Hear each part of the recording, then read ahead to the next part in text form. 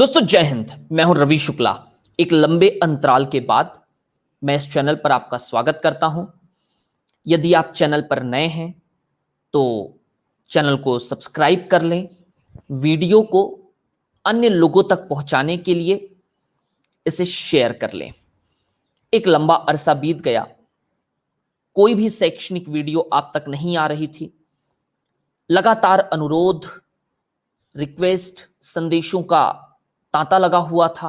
तो हमने सोचा क्यों ना एक बार फिर से सीरीज की शुरुआत की जाए। तो आइए, आओ पढ़ें, आगे बढ़ें।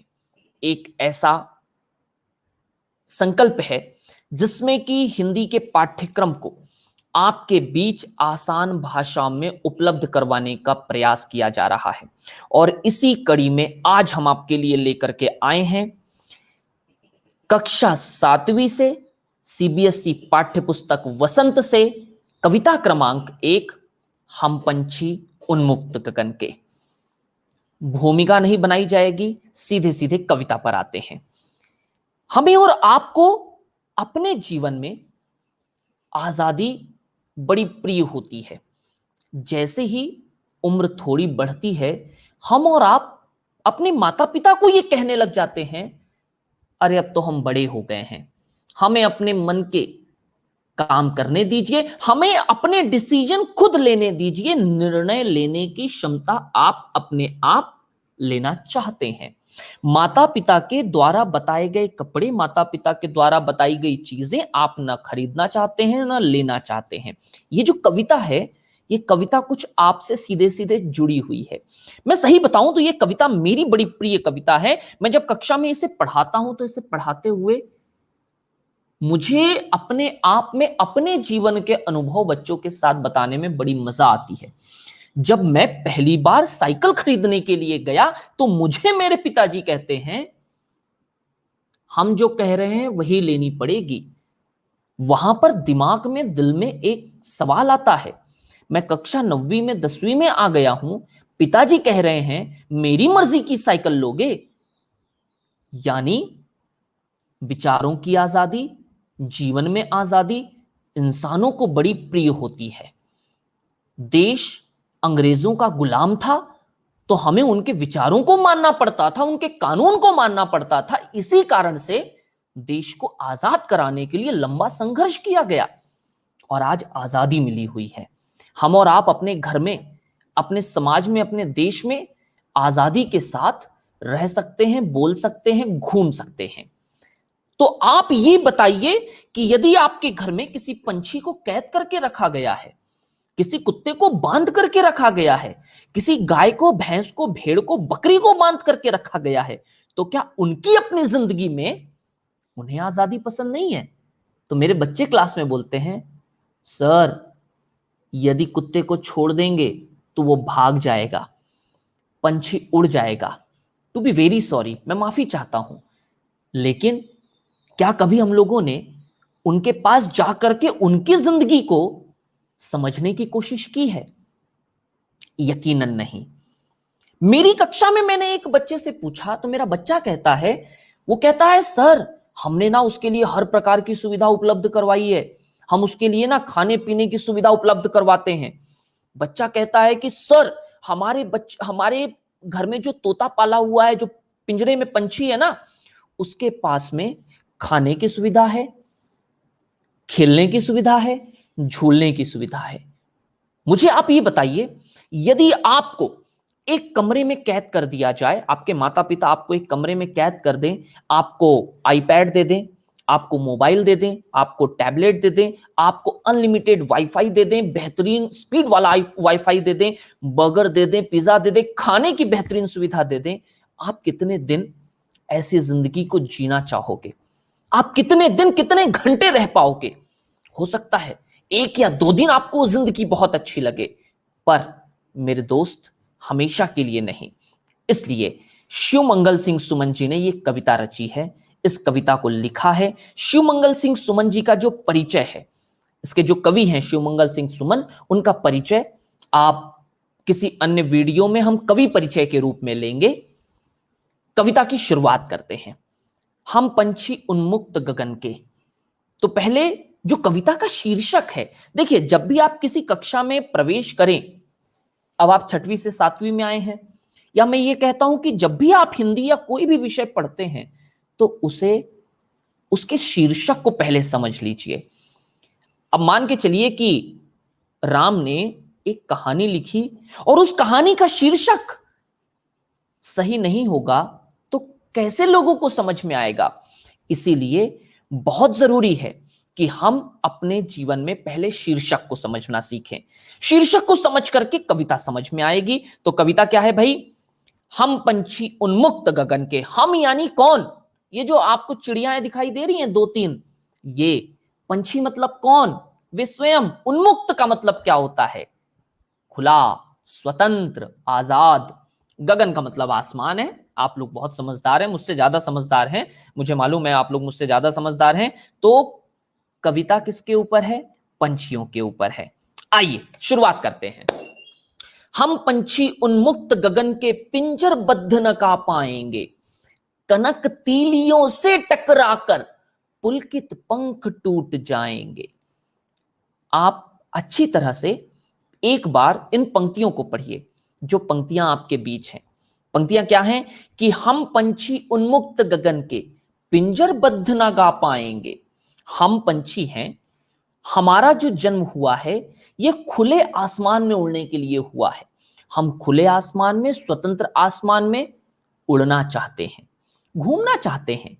यदि मैं आपको एक कमरे में कैद कर दूं तो आप क्या कहोगे? मान के चलिए कि एक स्कूल में, बोर्डिंग स्कूल में बच्चों को लेकर के आए और हॉस्टल में कैद कर दें, तो बच्चा क्या कहेगा? बच्चा ये कहेगा हम यहां पढ़ने आए हैं, आपने हमको कमरे में कैद कर दिया है। नहीं, तो पंछी भी कह रहे हैं हम पंछी उन्मुक्त गगन के पिंजरबद्ध ना गा पाएंगे। पिंजरबद्ध का मतलब क्या होता है? पिंजरे में कैद होना। पिंजरे में कैद होने का मतलब आपने उनको पिंजरे में कैद करके रख दिया है। पिंजरबद्ध न गा पाएंगे, कनक तीलियों से टकराकर। कनक का मतलब होता है सोना, सोना मतलब कि गोल्ड, ज्वेलरी जिससे बनती है। तीलियां मतलब कि सलाखें। ये देखिए आपके पास में जो तस्वीर दिखाई दे रही है, इस तस्वीर में देखिए सलाखें लगी हुई है जिससे कि पिंजरा बना हुआ है। तो कवि हमें ये बता रहे हैं कनक तीलियों से टकरा करके। फॉर एग्जाम्पल, उदाहरण के लिए लेते हैं, पंछी पिंजरे के भीतर में कैद हैं। जैसे ही वे पंछी उड़ने की कोशिश करेंगे, उनके जो पंख हैं वे टकराएंगे, इन तीलियों से टकराएंगे, इन सलाखों से टकराएंगे। और जब टकराएंगे ना तो वे टूटेंगे। यदि आपके घर में पिंजरा होगा ना, तो आपके घर में जो पिंजरा है उस पिंजरे को एक बार खोल करके देखिए। आपने कहीं किसी पिंजरे के भीतर यदि टूटे हुए पंखों को देखा होगा ना, तो बस ये वही है। पंछी जब उड़ने की कोशिश करेगा तो उसके जो पुलकित पंख हैं वे टूट जाएंगे। पुलकित पंख टूट जाएंगे। पुलकित का अर्थ होता है कोमल, नाजुक। उनके जो पंख हैं बड़े नाजुक हैं, वे टूट जाएंगे। कैसे टूटेंगे? जब वे उड़ने की कोशिश करेंगे। तो इन 4 पंक्तियों का अर्थ एक बार फिर से देखते हैं। हम पंछी उन्मुक्त गगन के। हम मतलब कि पंछी अपने बारे में बता रहे हैं। कविता की इन पंक्तियों में पंछी अपने आजादी के बारे में बता रहे हैं, अपने स्वतंत्रता के बारे में बता रहे हैं। वे कह रहे हैं कि इंसानों ने जो हमें पिंजरे में कैद करके रखा हुआ है, तो हम खुले आसमान में उड़ने वाले हैं। हमारा जन्म खुले आसमान में उड़ने के लिए हुआ है। हम पिंजरे में बंद होकर के आखिरकार कैसे जिंदगी जी पाएंगे यार? मजाक करते हैं आप लोग भी। तो हम बंद होकर के, एक पिंजरे में कैद होकर के जिंदगी नहीं जी सकते। आप भले ही उनको सोने का पिंजरा दे दीजिए। मैंने आपको एक उदाहरण दिया था ना कि यदि आपको मैं एक कमरे में कैद करवा दूं, हर प्रकार की सुविधा दे दूं, तो आपको जिंदगी कितनी अच्छी लगेगी? स्वाभाविक है नहीं अच्छी लगेगी। तो ठीक उसी तरीके से पंछी कह रहे हैं आप हमें सोने के पिंजरे में कैद कर दो, लेकिन उनकी सलाखों से, उनकी तीलियों से टकरा करके जब भी हम उड़ने की कोशिश करेंगे, हमारे पंख टूट जाएंगे। शब्दार्थ साथ में दिया हुआ है, आप लोग देख सकते हैं। अगला पैरा देखते हैं, अगला पद देखते हैं। हम बहता जल पीने वाले मर जाएंगे भूखे प्यासे। कवि कह रहा है कि हम बहता जल पीने वाले मर जाएंगे भूखे प्यासे। कहीं भली है कटुक निपौरी, कनक कटोरी की मैदा से। ये पूरी कविता का ना सबसे बेहतरीन पद है कि पंछी कह रहे हैं कि हम बहता जल पीने वाले, आपने पंछियों को इस प्रकार के गिलास में, कटोरी में ला करके पानी दे दिया, और वो सोने की कटोरी होगी, वो सोने का गिलास होगा, गोल्ड प्लेटेड होगा, तब भी उन्हें कोई फर्क नहीं पड़ता। हम बहता जल पीने वाले, हमें बहता हुआ जल पीना है। बहते हुए जल का मतलब क्या है? नदी का, झरनों का पानी जो बह रहा है, और उस बहते हुए पानी को पीने की इनकी इच्छा है। हम बहता जल पीने वाले मर जाएंगे भूखे प्यासे, यानी वे समझौता करने को तैयार नहीं है। उनका कहना यह है, हमें मरना पसंद है जनाब, लेकिन ये ना जो आप हमको कैद करके रख दे रहे हो ना, ये हमको नहीं पसंद। कहीं भली है कटुक निबोरी, पंछी कह रहे हैं कि हमारी जिंदगी में हमें कड़वी निबोरी दे दो। निबोरी का मतलब नीम के पेड़ का फल। जो नीम का फल होता है, छोटा सा होता है, पहले हरा होता है, बाद में पीला हो जाता है। आप लोग गूगल बाबा की सहायता से जाकर के उसे देख सकते हैं। आपके घर के आसपास में यदि नीम का पेड़ होगा, तो नीम के पेड़ पर आप निबोरी देखेंगे, उसे तोड़िए, तोड़ करके चखिए, चखने पर पता चलेगा, टेस्ट करने पर पता चलेगा कि कड़वी होती है वो। अब जब कड़वाहट आपको पता चलेगी, तब समझ में आएगा कि कवि क्यों बोल रहा है कि पंछियों को कड़वी निबोरी खाना पसंद है, लेकिन वे आपकी अपनी जिंदगी में जो आपने उनको कैद करके रखा है ना, आप लोग जो देख रहे हैं, आपके घरों में पिंजरे में पंछी पंछी कैद होकर के हैं, जितने भी लोग देख रहे हैं, आप लोग किसी ना किसी के घर में ये पंछी कैद होंगे, कभी आपने उनसे सवाल नहीं पूछा होगा। तो कहीं भली है कटुक निबोरी, कनक कटोरी की मैदा से। कटुक मतलब कि कड़वा, निबोरी का मतलब नीम का फल, कनक कटोरी का मतलब है सोने की कटोरी में। आप उन्हें सोने की कटोरी में मैदा दे दो। मैदा मतलब एक प्रकार का आटा होता है जिससे समोसे के ऊपर का आवरण बनता है। तो पंछी क्या बोल रहे हैं भाई? पंछी कह रहे हैं हमें नदियों का, झरनों का बहता हुआ पानी पीने की इच्छा है। पिंजरे में रह करके, पिंजरे में कैद होकर के हमें खाना पीना नहीं अच्छा लगेगा। आप चाहे हमें सोने की कटोरी में खाना दीजिए, चाहे आप हमें समोसे ला करके दीजिए, स्वादिष्ट व्यंजन दीजिए, महंगा भोजन दीजिए, but to be very sorry, हमें ना कड़वी निबोरी पसंद है, पर आपके घर में कैद होकर के हम नहीं रह सकते, माफ करो। और पिंजरे में कैद होकर के, जेल के भीतर कैद होकर के खाना किसे पसंद है? जेल के भीतर रहना, बंधन में रहना, एक कमरे में कैद रहना, एक पिंजरे में कैद रहना, किसको पसंद है? आइए अगला तीसरा पैराग्राफ देखते हैं, तीसरा पद देखते हैं। यह रहा तीसरा पद आपकी स्क्रीन पर। तीसरे पद के साथ में चलते हैं। स्वर्ण श्रृंखला के बंधन में अपनी गति उड़ान सब भूले, बस सपनों में देख रहे हैं तरु की फुनगी पर के झूले। यदि आप लोग क्लास 7th के हैं ना, तो इसको एक बार गुनगुना करके देखिए। स्वर्ण श्रृंखला के बंधन में अपनी गति उड़ान सब भूले, बस सपनों में देख रहे हैं तरु की फुनगी पर के झूले। बोलने में कुछ उत्साह आता है, पता है इन कविताओं को जब आप बोलते हैं ना यार, आपको ऐसा लगता है वाओ क्या लिखा है यार। शुमंगल सुमन जी ने इसमें जान डाल दी है कि स्वर्ण श्रृंखला के बंधन में, एकदम सरल शब्दों का प्रयोग, लेकिन प्रयोग करने के साथ उनको समझ जाओगे ना तो और मजा आएगा। स्वर्ण श्रृंखला का मतलब क्या होता है? स्वर्ण मतलब गोल्ड, सोना। श्रृंखला का मतलब वो जो कतार में लगे हुए पिंजरे हैं ना, तो स्वर्ण श्रृंखला के बंधन में, स्वर्ण श्रृंखला का मतलब होता है सोना, श्रृंखला का मतलब जंजीरें। स्वर्ण श्रृंखला के बंधन में, बंधन का मतलब क्या होता है? यदि आप लोग देख रहे हैं कमेंट बॉक्स में लिख दीजिए, कमेंट बॉक्स में लिख करके बताइए बंधन का मतलब। बंधन का मतलब होता है परतंत्रता, रुकावट। आप किसी के गुलाम हैं, किसी ने आपको बंधन में रखा है, किसी ने आपको बांध रखा है। स्वर्ण श्रृंखला के बंधन में। और एक एक एक एक एक, एक वाक्य का प्रश्न लीजिए, एक वाक्य का प्रश्न, उत्तर जो भी लिखना चाहता है कमेंट बॉक्स में लिख करके दीजिएगा कि स्वर्ण श्रृंखला के बंधन में कौन कैद है। तो स्वर्ण श्रृंखला के बंधन में कौन कैद है, यह आपका प्रश्न है। स्वर्ण श्रृंखला के बंधन में अपनी गति उड़ान सब भूले। मैं एक छोटा सा उदाहरण देता हूं जो मैं मेरी क्लास में नियमित रूप में देता हूं। मैं हमेशा अपनी क्लास में कहता हूं कि यदि आपने अपनी गाड़ी को पिछले 1 साल से नहीं चलाया, यदि आपने अपने किसी भी मशीन जिसके भीतर में लगी है उसे 1 साल तक नहीं चलाया।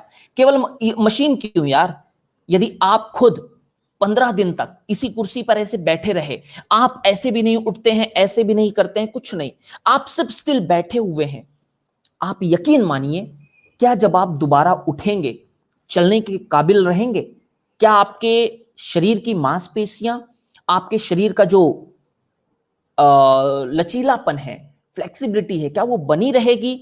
शायद नहीं ना।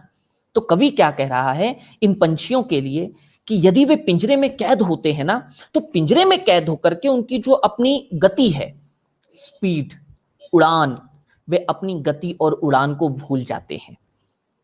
वे केवल सपनों में देखते हैं, बस सपनों में देख रहे हैं तरु की फुनगी पर के झूले। सपनों में, सपनों में देखने का मतलब है जो काम आप हकीकत में नहीं कर सकते, आप उसे सपने देख करके पूरा करते हो। कोई पढ़ना चाहता है लेकिन बड़ी स्कूल में, ठीक ठाक स्कूल में नहीं जा सकता, मजबूरी उसकी क्या है, बस वो सपने देख सकता है। तो यहां पर शिवमंगल सिंह सुमन कह रहे हैं, बस सपनों में देख रहे हैं तरु की फुनगी पर के झूले। तरु का मतलब होता है पेड़, फुनगी का मतलब होता है जो किसी पेड़ की सबसे ऊंची वाली शाखा होती है, the upper branch of the tree. तरु की फुनगी पर के झूले, पर का मतलब होता है उनके अपने पंख, पर के झूले। इन 4 पंक्तियों का, 4 लाइनों का अर्थ क्या है? कवि शिवमंगल सिंह सुमन पंछियों के लिए कह रहे हैं या पंछियों के माध्यम से कह रहे हैं कि एक पिंजरे के भीतर कैद होकर के शायद इंसानों को हमारा दुख और दर्द नहीं समझ में आता। पिंजरे में बंद रहते रहते वे पंछी जो कि आसमान में उड़ना चाहते हैं, वे अपनी उड़ान भूल जाते हैं, अपनी गति भूल जाते हैं, अपनी स्पीड भूल जाते हैं। वे कभी बादलों में उड़ा करते थे, वे कभी पेड़ पर बैठा करते थे, पेड़ की सबसे ऊंची शाखा पर झूला झूलते थे। ये सारी चीजें उनकी उनकी जिंदगी से बंद हो गई है। अब ये केवल उनके लिए एक सपना सा रह गया है। सपना क्यों? क्योंकि वे इसे पूरा नहीं कर सकते, इसलिए ये उन्होंने सपने के समान बताया है। बस सपनों में देख रहे हैं तरु की फुनगी पर के झूले। यानी वे बाहर नहीं निकल सकते, वे उड़ नहीं सकते, वे घूम नहीं सकते, वे आजाद नहीं हो सकते। यानी आजादी के आधार पर पंछियों के जीवन में, पंछियों की जिंदगी में इस कविता का अर्थ क्या है, इस कविता का उद्देश्य क्या है, आपको और हमें सभी को समझ में आ रहा है। मूल रूप में समझे, मूल रूप में तो कविता के अंदर में क्या है? कवि कह रहे हैं कि हम सोने के पिंजरे में रहना पसंद नहीं करते। आप यदि हमको सोने का पिंजरा, गोल्ड प्लेटेड पिंजरा दे दोगे ना, तो भी गोल्ड प्लेटेड केज में भी नहीं रहना चाहते वो। और जब भी वे उड़ने की कोशिश करेंगे तो उनके जो अपने पंख है ना, वो टूट जाएंगे, टकरा करके टूट जाएंगे, हमारा जीवन बर्बाद हो जाएगा। हम स्वतंत्र होकर के नदी और झरनों का जल पीना चाहते हैं। पिंजरे में हम खा पी करके नहीं रह सकते। हमें गुलामी नहीं पसंद, गुलामी से हम परेशान हो गए हैं। हमें सोने की कटोरी में खाना नहीं पसंद, हमें सोने के पिंजरे में रहना नहीं पसंद, हमें आजादी पसंद है। हम आजाद होकर के क्या करना चाहते हैं? हम आजाद होकर के उड़ना चाहते हैं, हम आजाद होकर के घूमना चाहते हैं, हम आजाद होकर के टहलना चाहते हैं, हम आजाद होकर के नीम की कड़वी निमोरी का फल खाना चाहते हैं, हम आजाद होकर के नदियों का पानी पीना चाहते हैं। जैसे इंसानों को केवल आजादी पसंद है, वैसे इन पंछियों को भी आजादी पसंद है। और आखिरी जो हमने तीसरा पैराग्राफ देखा, उसमें उन्होंने क्या कहा कि वे सपने में केवल अपने आप को नीम की, किसी पेड़ की सबसे ऊंची शाखा पर झूला झूलते देख रहे हैं। यानी उनके सपने चकनाचूर हो गए हैं, उनकी वास्तविकता, उनकी जो जीवन की नेचुरलिटी थी, उनके जीवन का जो नेचुरल भाव था ना, वो आपने छीन लिया है। यदि मैं किसी इंसान को, अच्छे पैर हैं, उसको कुर्सी पे, व्हील चेयर पे बांध दूं, यदि कोई आदमी बोल सकता है लेकिन मैं यहां पे सेलोटेप लगा दूं, तो मैंने उसकी आजादी का हनन कर लिया है। और आजादी का हनन नहीं करना है, यही हमें शिवमंगल सिंह सुमन जी समझा रहे हैं। आज के लिए इतना। ये 3 पद आप लोगों के बीच में रखे थे मैंने। इसके आगे का वीडियो, यानी बचे हुए जो 3 पद हैं, उन 3 पदों को हम अगले वीडियो में लेकर के आएंगे, जिसमें कि हम इसकी बचे हुए 3 भाग पर चर्चा करेंगे। यदि किसी प्रकार का सवाल आपके पास है, यदि किसी प्रकार का प्रश्न आपके पास है, तो आप हमें कमेंट बॉक्स में लिख करके बताएं। यदि आपको वीडियो में किसी प्रकार की कोई कहीं कमी लगती है, तो आप हमें कमेंट बॉक्स में बताएं। आप अपने सुझाव लिख भेजिए, हम आपके सुझाव पर अमल करने का पूरा विश्वास दिलाते हैं। बने रहें चैनल पर, अधिक लोगों को शेयर करते रहें, अधिक लोगों के साथ में इसे पहुंचाएं, ताकि आपका और हमारा संकल्प पूरा हो सके। आओ पढ़ें, आगे बढ़ने के लिए आज इतना ही। इसके दूसरे अंक के साथ मिलेंगे अगले वीडियो में। बहुत शुक्रिया, धन्यवाद, जय हिंद। अच्छे से पढ़िए और आगे बढ़िए। शुक्रिया।